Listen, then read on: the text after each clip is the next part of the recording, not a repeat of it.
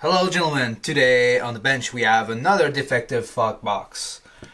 Okay, so as you can see this one is labeled no motor detection. So I know this one has probably a problem with a motor detection. So first thing we'll do, we'll just hook it up the fog box just to see what the lights are telling me. First of all, the power supply I use is not 42 volts, it's a simple...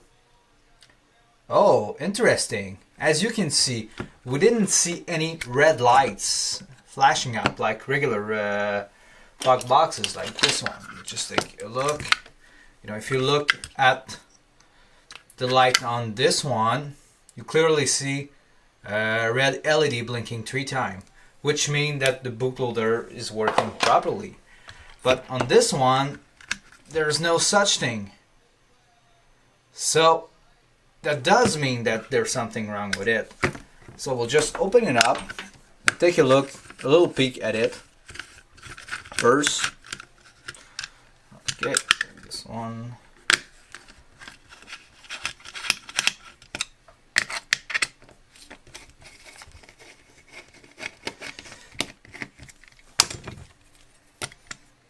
Okay, so here we are, just open it up.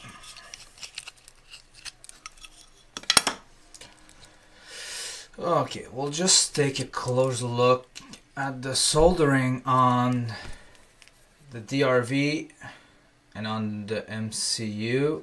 And as you can see, there's no real you don't see any short. Everything look fine.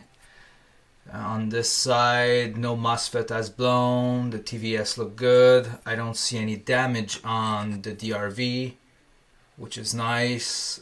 All the capacitor and resistor seem to be in place.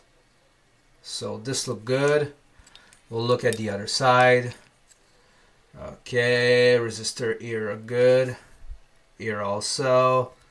You want to check out for these. These are sometimes more problematic. Here it's good. Here it's good. One thing you can see, and you can clearly see that those solder are not from the factory. Those have been made after, probably by someone else. We will redo them after, but. You know, one thing, if something has been changed on the PCB, problem could always lay around these area, because you know there's a soldering around it, so it could be there. But first thing first, we'll look at the MOSFET. This is the first thing you should always do, whatever the fog box or VSC or whatever you try to troubleshoot. Look at what could fail first, and on fog boxes and on VSC it's always like the MOSFET or the DRV. So first thing we'll look at the MOSFET, since they are much more easier to change than a DRV. As you can clearly see now, I am in diode check on the multimeter. What I want to do is a little bit counterintuitive, but it works with how the MOSFET are set up and how the diode inside is set up. So one thing I want to do is I want to use my positive lead of the multimeters and put it on the ground side of the TVS diode. And then I will slightly touch each MOSFET, and as you can clearly see, we're able to detect the diode on each of these. And does mean I just test those 3 MOSFETs. So I want to do the same thing, but on the reverse polarity of the diode, so I can check out these 3 on top.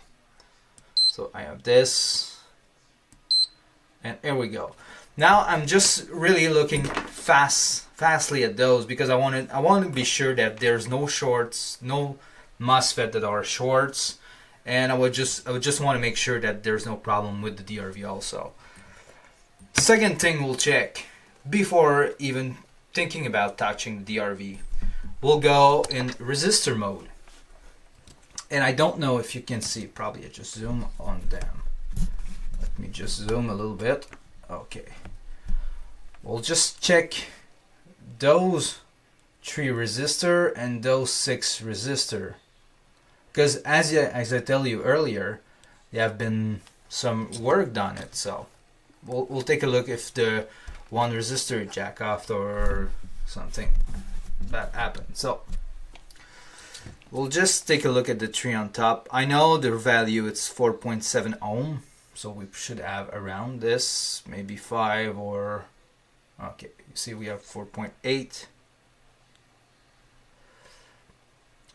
5.0, which is good. Oh, 9, oh, it's 5.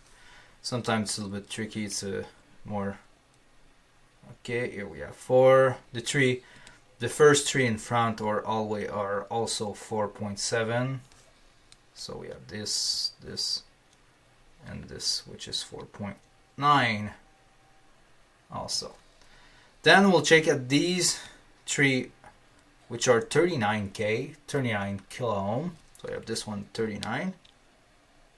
This one is at 39. And this one is at 10. Oh, I think we have something right here. So next thing I want to be sure, okay, I think we have something here, which is the resistor. Focus, I think it's R30. So we'll just take a look at the schematics to see where R30 is. Just turn around the bench. Okay, here we are. So we'll just take a little search here. Okay, I already have right R30. R30 is there. So no, it's R3. So here we are. R30 is just here. I'm trying to show. Let me show you a little bit more of the schematics if I can zoom. Okay, as we can see, R30 is the resistor right here. So, and I know these pins are related to the DRV. So right now, if this one is at 10 ohm, there's 3 things that could go wrong. First of all is the resistor by itself. Second, it's the MOSFETs, and then after it's the DRV. So first thing we'll do, we'll just remove the MOSFET first and see what happens next. If we still have the resistor, we'll probably just go and remove the DRV, because I'm pretty sure the problem is coming from the DRV if something like this happens. So let's remove the MOSFET right now. And I have no battery, so I'll just do the MOSFET without you guys.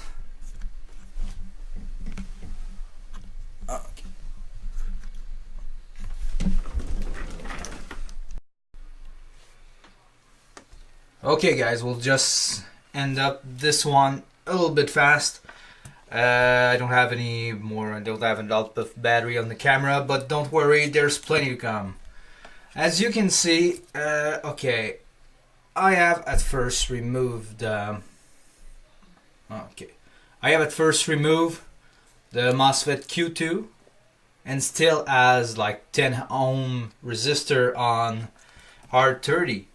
So then, as I tell earlier, I decide to remove the DRV after, and as you can clearly see now, the resistor is back at, oh sorry, the resistor is back at 39K. So basically it's back at 39K. So basically the problem was in fact the DRV. So I have to change the DRV back. I will change the DRV and it should solve the problem. Thanks for watching.